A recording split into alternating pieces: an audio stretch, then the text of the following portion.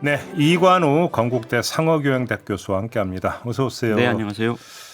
오늘은 지구당 얘기를 좀 했으면 좋겠는데요. 네. 갑자기 지구당 부활 주장이 지금 나오고 있습니다. 여야에서 지금 양쪽에서 나오고 있는데, 자 일단 정리를 좀 합시다. 지금은 당원 협의회 체제잖아요. 네. 지구당 체제하고 뭐가 다른 겁니까? 좀 정리 좀 해주세요. 그 당원 협의회라고 하는 거는 말 그대로 당원들의 자치 조직인 거거든요. 이제 그 취지로 따져 보면 그래서 사무실을 둘 수 없게 되어 있어요.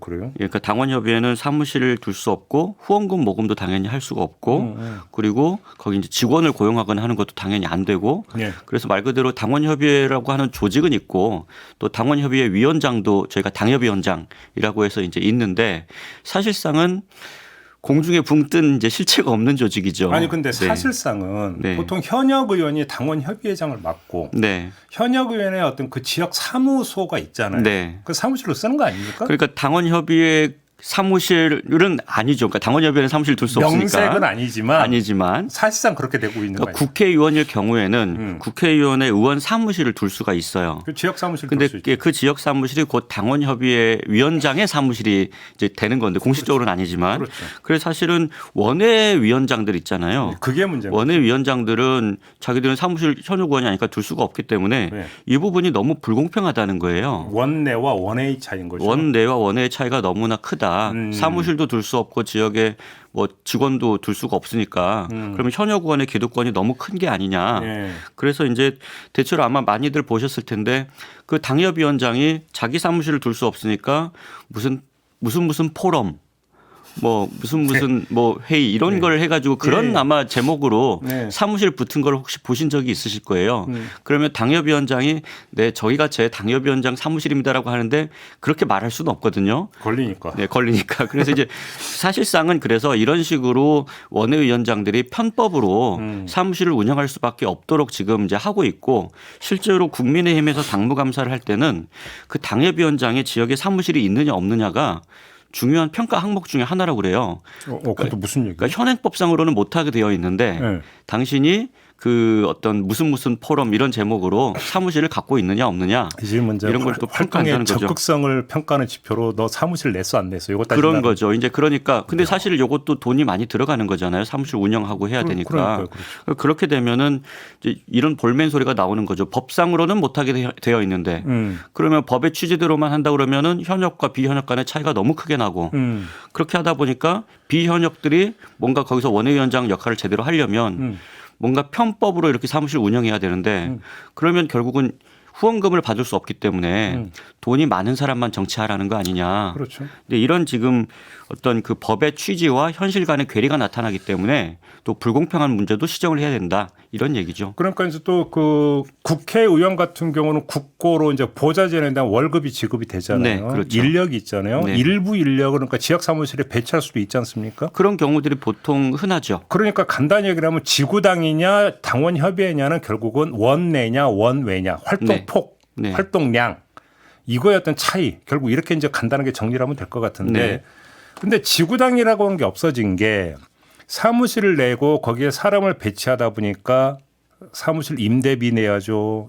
인건비 들어가죠. 그리고 결국은 근데 그 돈을 어디서 조달하느냐. 그래서 이제 기업한테 차떼기로 돈 받은 거 아니냐. 이렇게 됐던 거잖아요. 네, 그렇죠. 그러니까 정치 개혁 차원에서 지구당 없앤 거잖아요. 2004년이죠. 2004년에 이제 그 말 그대로 이 선거 자금도 필요하고 평소에 지역구 관리도 필요하고 또 근데 그 돈들을 이제 어떻게 마련하느냐. 그렇죠. 본인이 그러니까 돈이 많으면 사실 상관이 없는데 그렇지 않은 경우에는 보통 이제 우리 지역의 유지나 토호라고 불리는 또 주로 이제 보면 지역의 중소건설사 이제 이런 데하고 유탁이 좀 돼서 거기서 이제 이렇게 그 여러 가지 뭐 불법적인 돈을 이렇게 지원하거나 또 아니면 이제 과거에는 기억하실지 모르겠지만 공천 헌금이라는 말이 있었어요. 있었죠. 네, 그래서 그런 지역 위원장들이 이렇게 그 중앙당에 또 당 대표나 당 지도부에 이렇게 이제 그 선거 자금으로 불법적인 자금을 제공하고 또 이제 그런 과정에서 또 아래로부터 또 돈을 이렇게 공천헌금을 자기도 받고 쉽게 하면 이제 예. 그 총재 시절에 총재님이 돈 땡겨가지고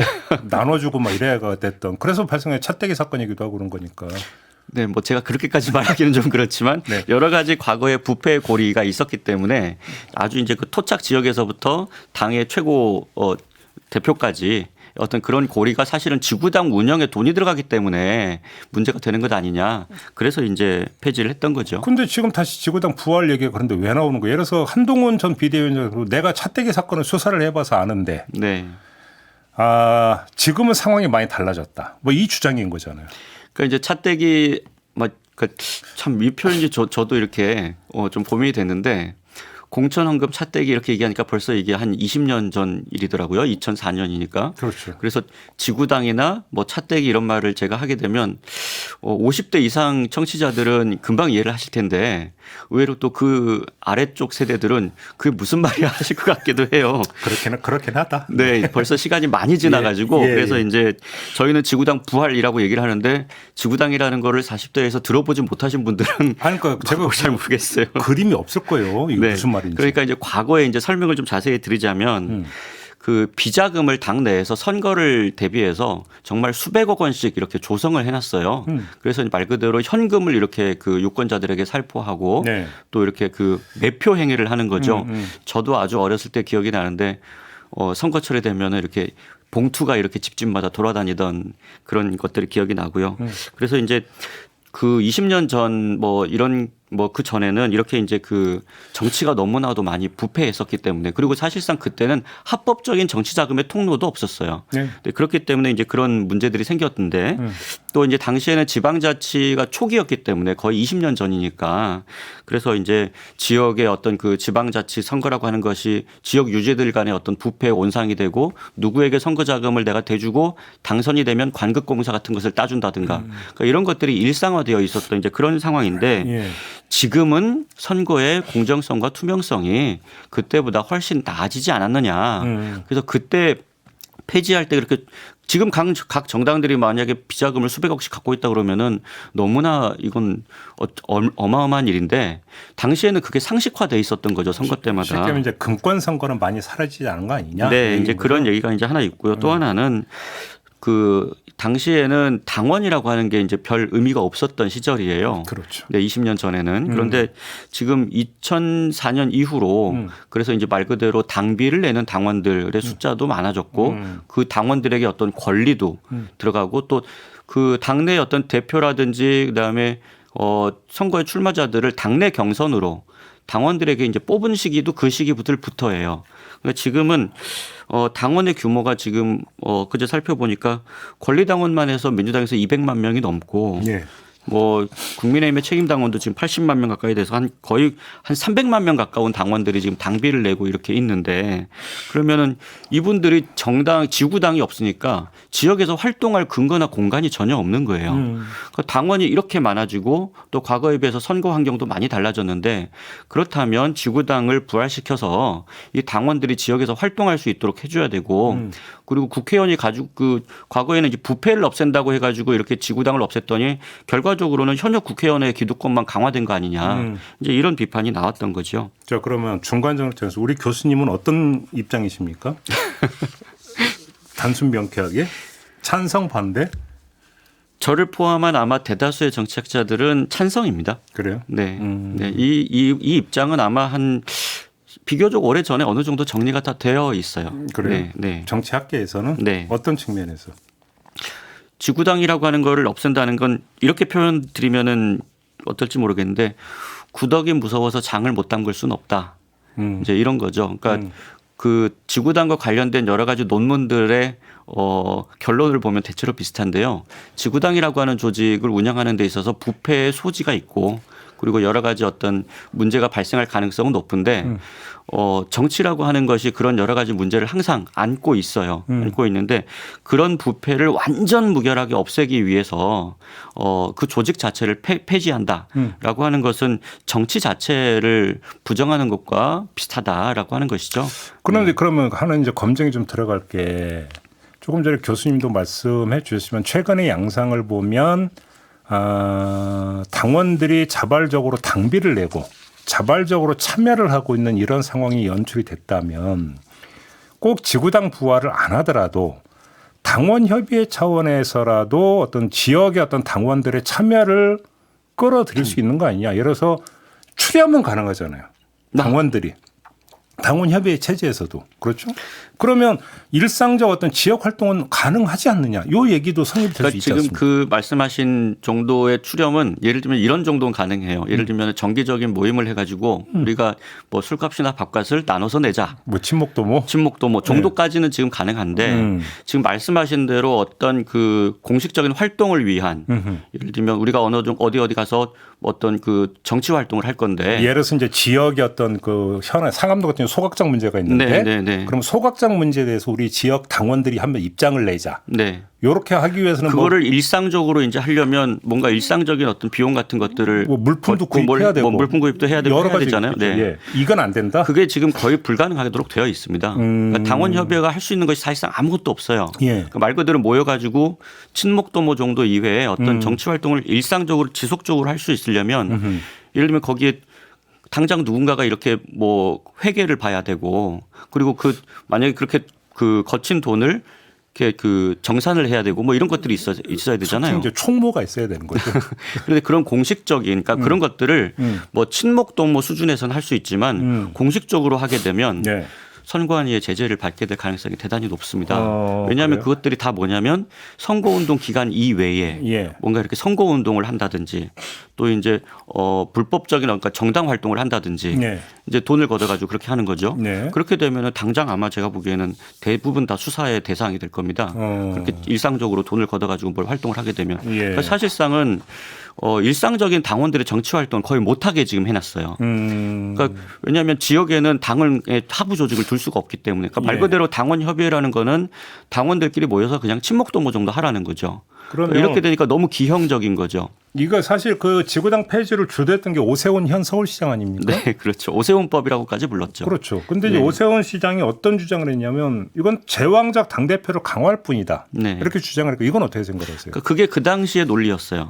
그게 그 당시의 논리가 아까 말씀드린 대로 지구당 위원장에게 상당히 많은 권한이 있기 때문에 그렇죠. 그러면은 그 지구당 위원장이 누가 임명되느냐가 사실 이번에 이제 그 뭐 총선 때도 그랬습니다만 공천을 주느냐와 거의 그 정도에 맞먹는 의미가 그렇죠. 있는. 네. 그리고 이제 그 지구당 위원장의 권한도 상당히 강력하죠. 쉽게 말하면 그게 이제 당 대표가 임명권을 갖는다. 네, 당 대표가 사실상 임명권을 갖게 되고 그러면은 거기에 뭔가 유착 관계가 발생할 것이다. 그리고 이제 뭐 오세훈 아마 시장이 그런 얘기를 그런 맥락에서 저는 얘기를 했다고 보는데 지금 그렇게 되면은 당 대표의 눈치를 볼 수밖에 없는 거죠. 지역위원장들이. 네. 그러면은 과거에 그 총재식의 그런 제왕적 당 대표라고 하는 것이 예. 지금 오히려 약간 뭐 열성 당원들의 이제 좌지우지 되는 이제 그런 분위기가 있기 때문에 네. 아마 그래서 지구당 위원장을 놓고 치열한 경쟁이 벌어지고 그렇게 되면은 뭐 공천은 사실은 여러 가지 시스템 공천을 그래도 굉장히 많이 하잖아요. 우리가 네. 많은 네. 정치 개혁을 통해서. 근데 지구당 위원장을 어떻게 결정하느냐라고 하는 것은 그거보다는 훨씬 더 공정성이나 투명성이 떨어질 거라고 보이는데 네. 그렇게 되면 결국은 당 대표의 권한이 굉장히 강화되는 거 아니냐. 이거는 정치 개혁의 그 취지에 역행한다. 네. 네, 이렇게 이제 얘기를 하는 거죠. 근데 사실 가만히 생각하면 어찌 보면 단순한 데서 해법이 나올 수도 있는 게 지금 지방자치가 시행이 되고 있잖아요. 네. 그러니까 지방자치라고 하는 것을 지역정치라는 개념으로 그러니까 치환시킬 수도 있거든요.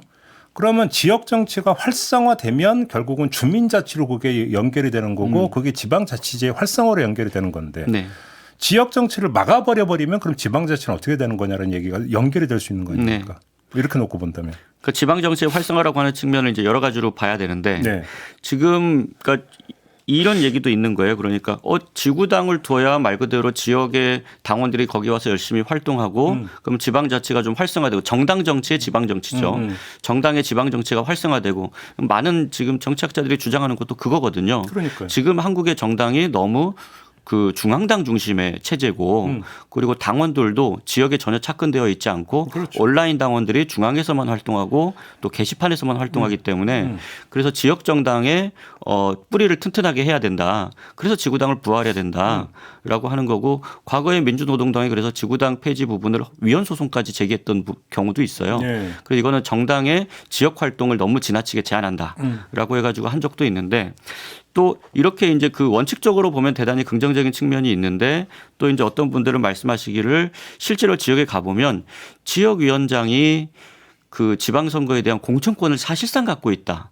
그렇기 때문에 그 정당의 지역 정치를 활성화시킨다는 명분으로 지구당을 부활시키고 예. 지구당 위원장이 부활되면 네. 그렇게 되면은 오히려 지금의 그나마 그동안에 이제 이렇게 그 발전해 왔던 기초 광역 의원들을 중심으로 한 지방자치가 오히려 더 종속될 가능성도 있다. 예. 그 지역위원장에게 너무 많은 권한이 집중된다. 네. 그래서 심지어 어떤 분들은 기초의원이나 광역의원이 아마 지구당 위원장에게 후원금을 모집해 와야 되는 뭐 이제 그런 종속까지도 벌어질 수 있다.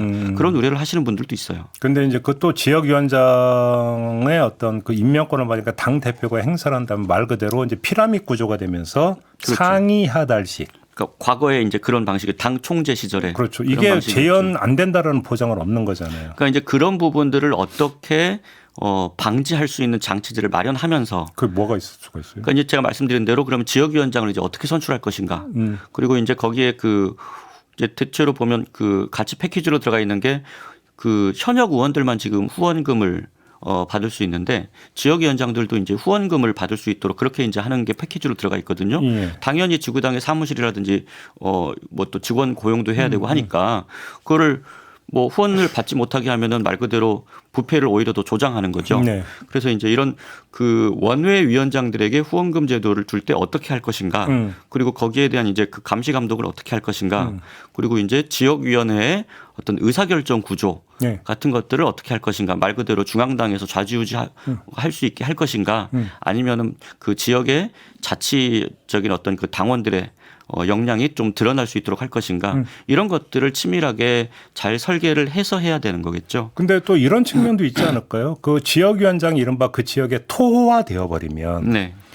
그래서 어떤 정치 개혁이 오히려 더 멀어질 수도 있는 거 아니냐. 네. 예를 들어서 그 정치라고 하는 게 사람이 하는 거고 따라서 정치의 개혁은 인적 교체를 반드시 동반할 수밖에 없는 것인데 뭐 이제 그것이 이제 주된 통로가 이제 보통 총선 때 공천이라든지 이런 것인데 지역위원장이 돼가지고 지역을 확실하게 틀어져 버리면 그게 위로부터 되든 아래로부터가 되든 간에 오히려 인적 쇄신, 개혁 이런 것들을 가로막아 버리면서 오히려 부작용이 발생할 수도 있지 않느냐 이런 우려도 있잖아요. 과거에 실제로 그런 일이 있었죠. 네. 네, 과거에 이제 그 사실은 2004년에 이렇게 이제 그 개혁을 할 때 생각을 해 보시면 당시에는 수평적 정권 교체가 2번밖에 없었을 때예요.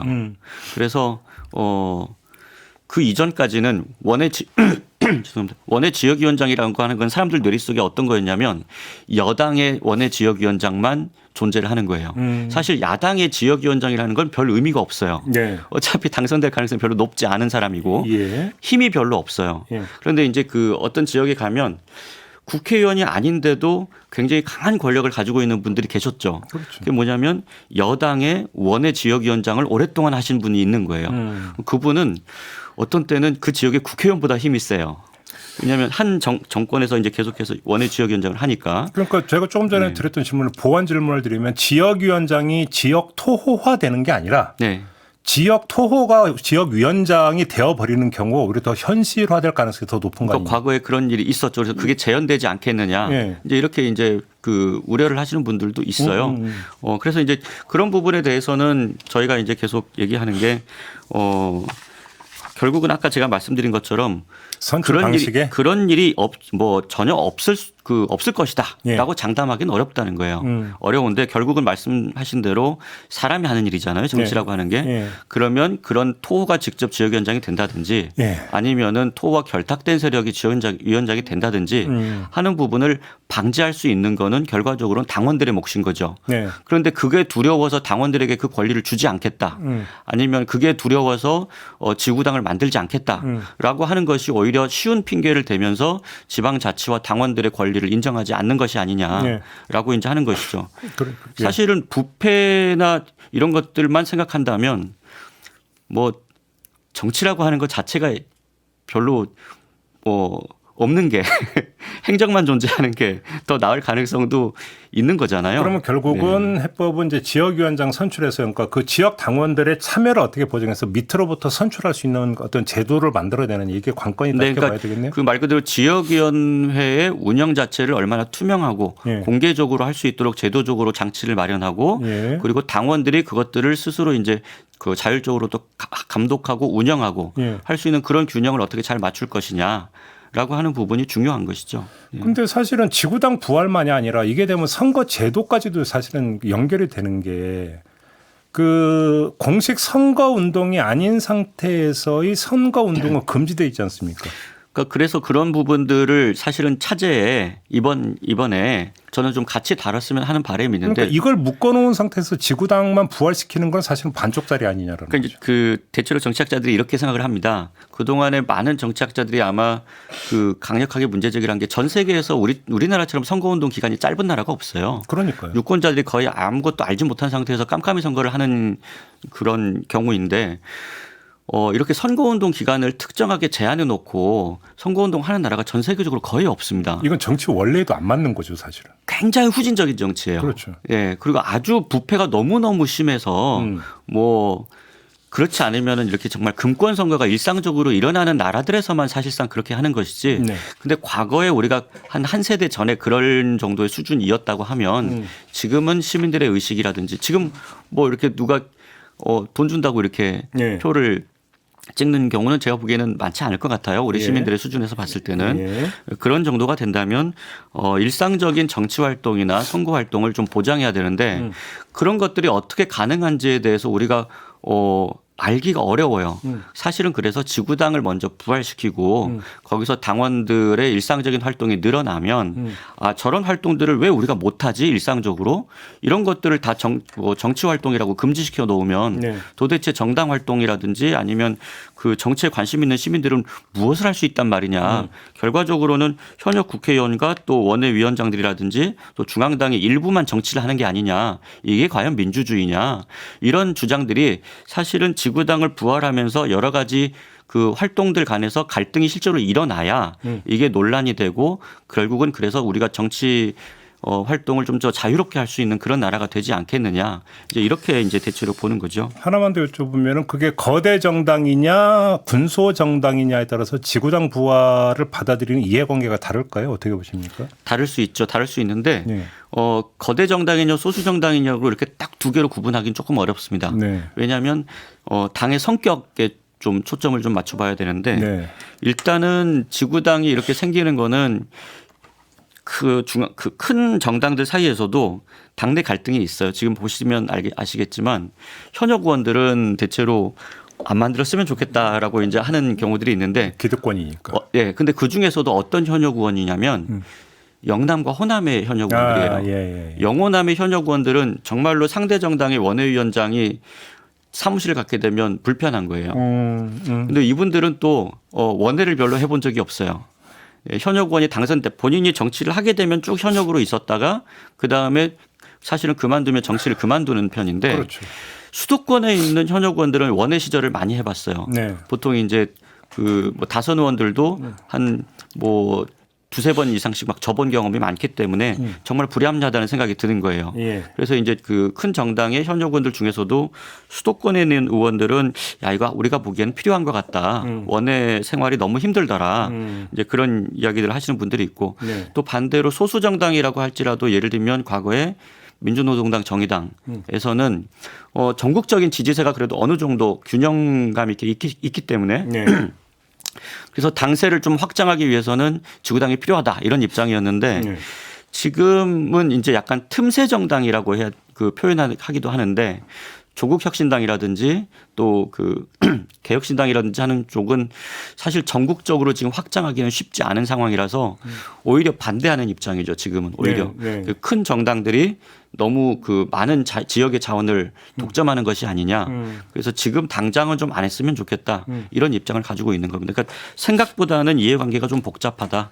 이렇게 봐야 될 것 같습니다. 근데 아무튼 그러면 그 학자적 소신으로서 이렇게 갔으면 좋겠다 말고 뭐 전망을 하시면 이게 실현될 수 있다고 전망을 하십니까? 관철될 거라고 보십니까? 저는 뭐 이게 이번 그 국회에서 너무 정쟁으로 좀 서로 몰아가거나 하지 말고 네. 또 아니면 뭐 지금 이런 얘기도 있잖아요. 뭐 전당대회용이다. 뭐 이렇게 얘기하기도 하는데 이게 만약에 전당대회용이라고 하면 또 뭐 대선 경선용이다. 뭐 이런 이야기들도 있는데 그렇게 접근하기보다는 그렇게 되면은 말 그대로 이걸 주장하시는 분들의 순수성도 좀 훼손되는 거잖아요.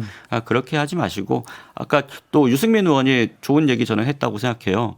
이게 현역 의원하고 원외위원장들 간의 불공평만 시정하지 말고 원외위원장이 아닌 정치 신인들도 정치할 수 있도록 후원금 제도라든지 이런 부분들도 훨씬 더 넓게 이번에 풀어야 된다.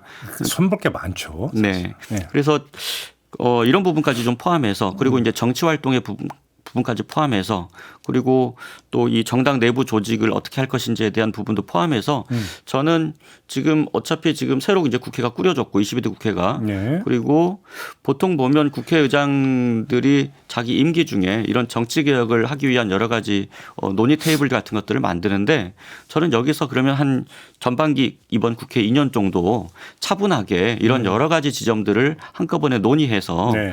그래서 필요한 부분들은 고치고 지구당도 그래서 당장 부활하자 말자 이렇게 이것만 가지고 얘기할 것이 아니고 그 지구당이 만약에 부활한다면 어떤 식으로 운영을 할 것인지 또 실제로 이게 부활되면은 당원들은 어떻게 활동을 해야 되는지 만약에 잘못 운영되면 또 일부 열성 당원한테 휘둘린다든지 또 아니면 뭐 토호가 다시 등장한다든지 이런 문제들이 있으니까 이런 걸 어떻게 방지할 것이라든지 네. 이런 논의들을 저는 한 2년 정도 충분하게 해서 네.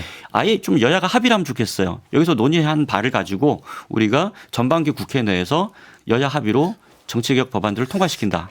이렇게 하면 좋지 않을까 싶습니다. 제가 그 토날 건데 딱 하나 차분하게 천천히는 아닌 것 같습니다. 왜냐하면 그러다가 또 선거가 임박하면 또 다 공연불 될 것 같아갖고. 지금 만약에 시작하게 되면은 지방선거가 내년 여름부터 하면은 1년 정도 남았거든요. 네. 그러면 내년 여름까지는 합의를 해야죠. 그러니까 오히려 빨리 하는 게 더 선거에 임박하면은 항상 이제 그 좀 따지게 거죠. 되니까. 그러니까요. 내년 여름 정도를 목표로 좀 해보면 좋지 않을까 싶네요. 네. 알겠습니다. 오늘 지구당 부활을 둘러싼 논란에 대해서 한번 총정리해보는 이런 시간으로 좀 꾸며봤는데요. 이관우 교수와는 여기서 인사 나누겠습니다. 말씀 잘 들었습니다. 고맙습니다. 네, 저도 물러가고요. 내일 아침에 다시 인사드리겠습니다. 고맙습니다.